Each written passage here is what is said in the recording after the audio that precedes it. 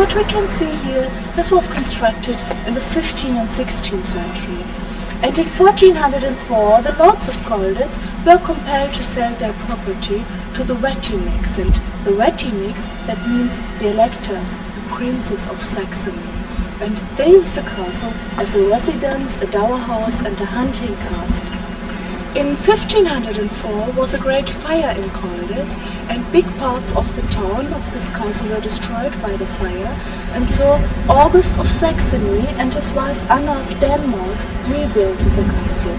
And that's why we can see here both arms. On the left side, the arm of Saxony, and on the right side, the arm of Denmark. Later, in the 17th century, the Electress Sophie of Saxony used the castle as a dower house. Her son was in Dresden, and Dresden was a residence of Saxony, and he was very young, and that's why Sophie reigned from here, and she very helped the poor in this town. And the last great man, the last great elector in Colditz was August the Strong. Have you ever heard something about this strong man? No? Well, we are very proud of our August. He was really very, very strong. He loved strong people, wine, hunting, and women. And he was said to have fathered 365 children, and that's why August the Strong. And this was one of his hunting castles.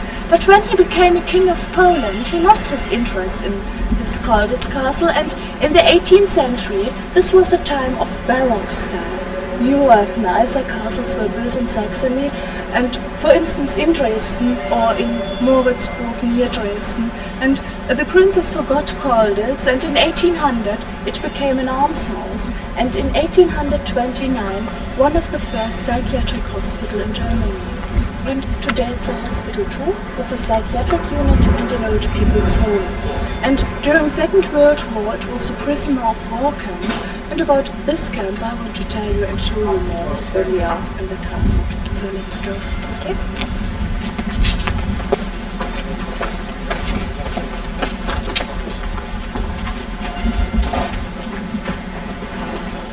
It was a very interesting building because this was a great horse stable, and there were 3 floors for the horses. Then the castle became a hospital in the 19th century. The second part was reconstructed, and only about part is original. And on this side were some storerooms, on the other side a kitchen, and there's today a kitchen too. Let's switch over to the POV. During the Second World War, there were only the quarters of the Germans. Between 200 and 600 prisoners were in Colditz, and that's why a lot of German soldiers and a lot of farmers were stationed here. And this British officers escaped together with the other officers in 1942. And in one night they let themselves look in the prisoner's kitchen, and from the 2 first windows above the roof of the left side they moved across 3 floors. This was a German's factory, across the yard, and they had a key for this door, but the key didn't suit because the Germans had changed the lock, and so they had to go to the cellar of the commander's office. In the corner you can see another door, and with the help of the skeleton key they got in this cellar, and there was only one small window without iron bars. This was so small window that they had to pass it fully naked. But the escape was successful. They got to Switzerland and so home.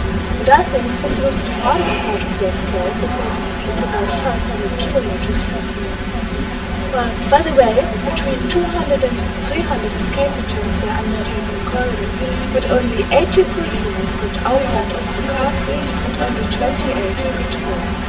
But if one escape was unsuccessful, the prisoners had only to serve some time in solitary confinement cells. After 3-4 days, they returned to their quarters and planned another escape.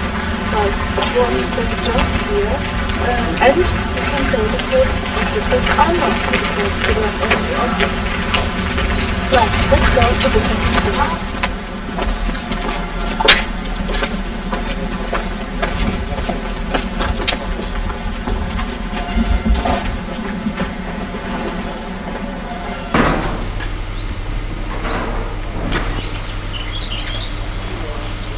This gate is the only entrance to the courtyard, and slaughterhouse. So the sentries could see each person who left or entered this courtyard. Colditz Castle was said to be scale-proof because of the thick walls, barbed wire, searchlights and so on. But on the other side, the most intelligent officers, the best escaping brains, were concentrated in Colditz. Because each officer who escaped from another camp in Germany and who was recaptured by the Germans came to Colditz. That's why a lot of escape attempts. And Mr. Lange, the wedding photographer from Colditz, had to take photos of all escape attempts. He had to make a documentation about these escape in other camps in Germany. And that's why today we have a lot of photos of this camp. And the camp was controlled by the Red Cross. We can say it was a showpiece. Hitler wanted to show his humanity of this camp here. And the prisoners were allowed to do a lot of things, to walk quality food, to do some sports, or they had to theater equipment. And there, on the top of this building, you can see the stained glass windows. There is the theater. And there were their German uniforms, and as German officers, they escaped from this way. It was successful. But now, let's go to the new direction.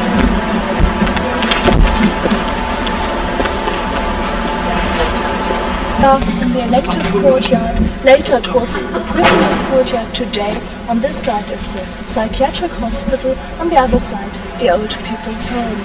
And during the Second World War, here were only the prisoners, and the French prisoners lived in this building and above the chapel. And in the cellar house were also some quarters of Belgians and Yugoslavians. On the left side of the prince's house were the quarters of the British officers, and on the right side of the Dutch officers, and in the corner of some Polish officers. In 1943, a lot of French and Dutch officers were brought to Lübeck in Poland, and so in the last 2 years only British and American officers were in Colditz. And in the ground floor of this building were the VIP quarters. These were quarters of high security, and the nephew of Churchill, Giles Romilly, was in one of these quarters.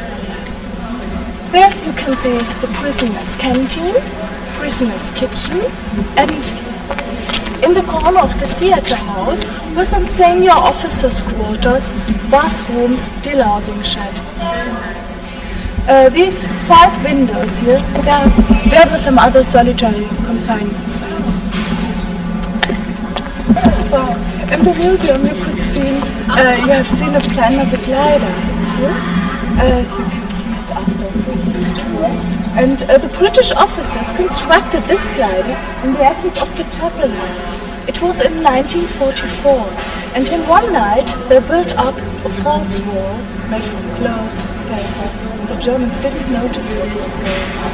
This glider was ready in 45, and in April 45 was the liberation of Colditz by the Americans. And so the British officers didn't want to give up these ideas to the Germans, and that's why they themselves destroyed the glider. And today we have only one photo of this glider. It was said to be the most colored glider in the world because it was made from cloth. But the greatest escape attempt and the greatest tunnel was the French tunnel. There were a lot of tunnels, for instance, under the courtyard, under the elector's house, under the canteen, under the chapel, under Gebhardt's office. Gebhardt was one of the security officers here. And I've said the French officers lived in this building. They broke a hole to the clock tower, got down through the clock shaft, there were the pendulums everywhere, and from there they broke a hole to the middle of the ventilation shaft. On the right side you can see a small window, and from there they got down to the wine cellar.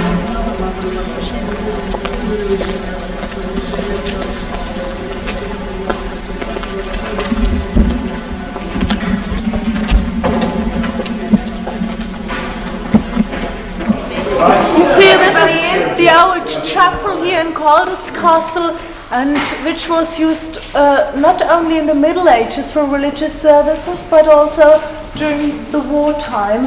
Only in 1968 it became a storeroom for building material. That's why a bad condition today. This building was also a very interesting building because above the chapel was a kind of swimming pool for August of Saxony in the 16th century. And we could read it in old books. He used these arches for his pool, and so on the side it was a little bit deeper, and in the middle you would walk through the water. It was in the 16th century. And the chapel was used as a chapel in all times, and this was very good for the French prisoners who worked in the tunnel, because if the noise became a little bit louder, so the prisoners here sang louder, or the organ player played louder. And there in the corner you can look at the French tunnel. When the French officers reached the chapel, they noticed that in the whole chapel was a second floor from wood. Here was the second floor. And between the first floor from stone and the second floor was enough space to get through without digging. So they used this space. And now have a look at these photos. Here you can see the second floor, during the Second World War, here was the second floor of the chapel. And here's one of us between the two floors. And so the prisoners had to creep between the two floors. Here is the first floor, here the second floor. And now one problem. The good old German oak from the 11th century. And here were 8 beams. Here's one of these beams.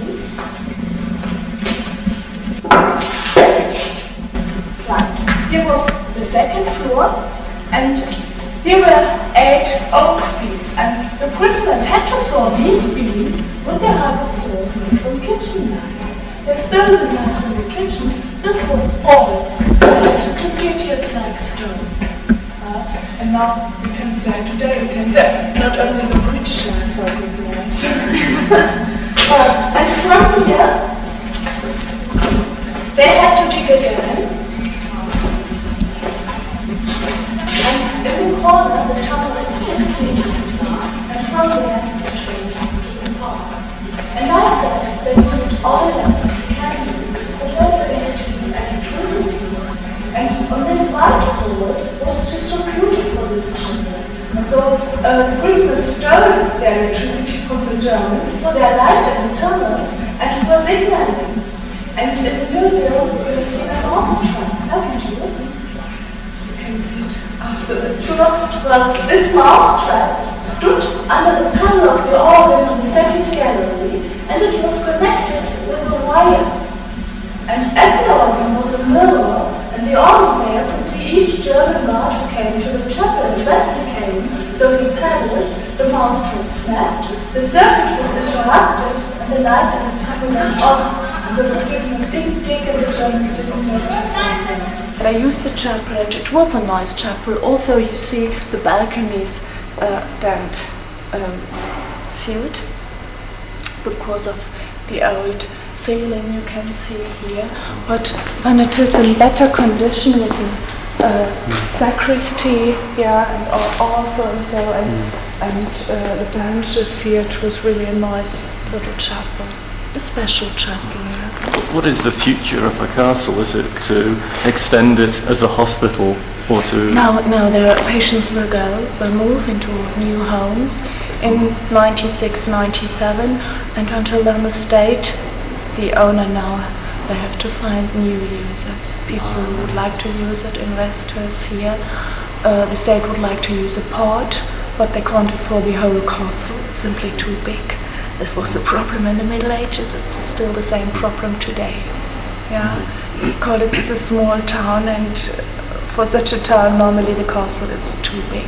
So you have to use it in another way, not only as a museum, but also in a way how you get a certain amount of money.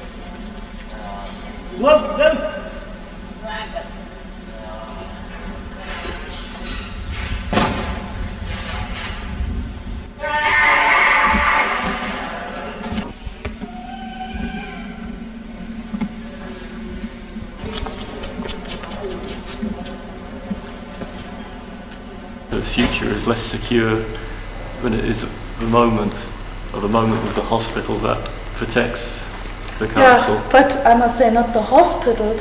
They don't do anything for the buildings. It's the state at the moment who has to keep the buildings here, and that's why they repaired the roof. They restored the roof. If they have got the money, they will restore another roof on the next year, but it depends. Yeah. It's very expensive.